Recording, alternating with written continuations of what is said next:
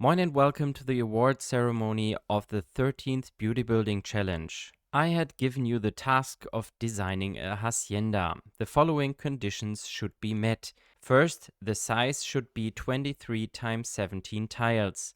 Second, the hacienda building should find a place in the courtyard. Third, the hacienda should be surrounded by farms and fields. Fourth, there should be a recognizable road access to the hacienda. And fifth, a chapel should also be given a special place. Whether the chapel is part of the hacienda yard or outside in between the fields was up to you. And now we come to our award ceremony. Let us start as always with the third place, of which we actually have two. Both have received 15% of the vote and end up in third place. On the one hand, we have Lars with result number 3. He chose a small island and used it for his implementation. Especially the ambience with the charming small town in the foreground is very well done and clearly highlights the hacienda on the hill. And I also find the clear division of the hacienda courtyard into very different decorative and social areas very exciting, and I think it fits extremely well with the venerable hacienda. But Alexander also ended up in third place with result number 5 and the same number of votes. His forest hacienda is lovingly designed and clearly focuses on the hacienda inhabitants and the cultivation of the surrounding landscape.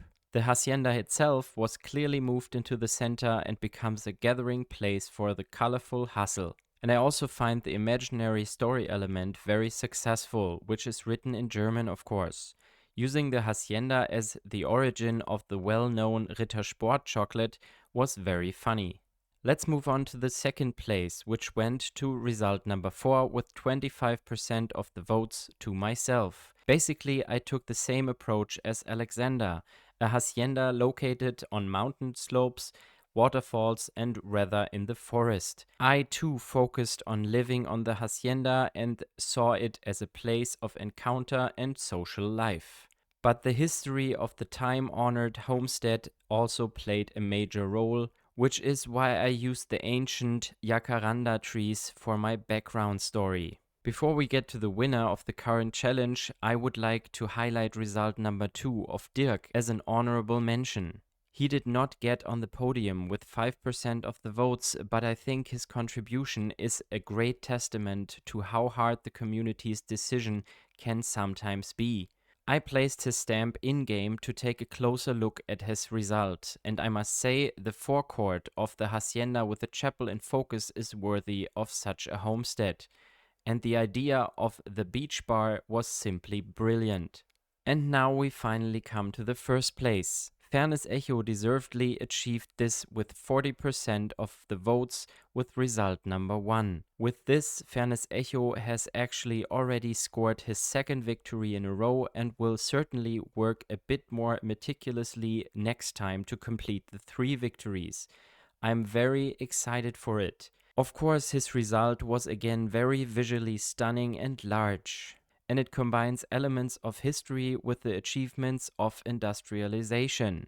The spacious courtyard of the hacienda looks almost majestic, and the chapel forecourt is simply a feast for the eyes. To appreciate the result even better, I have placed his stamp once to show you more details that are lost in the pictures. Here you can see the chapel once again in all its glory. The large banyan fig in the foreground is certainly an eye-catcher, but I find the 2 weeping willows in the background at least as cool, which are simply brilliantly placed. And I also found the bus station in front of the gates of the hacienda really funny.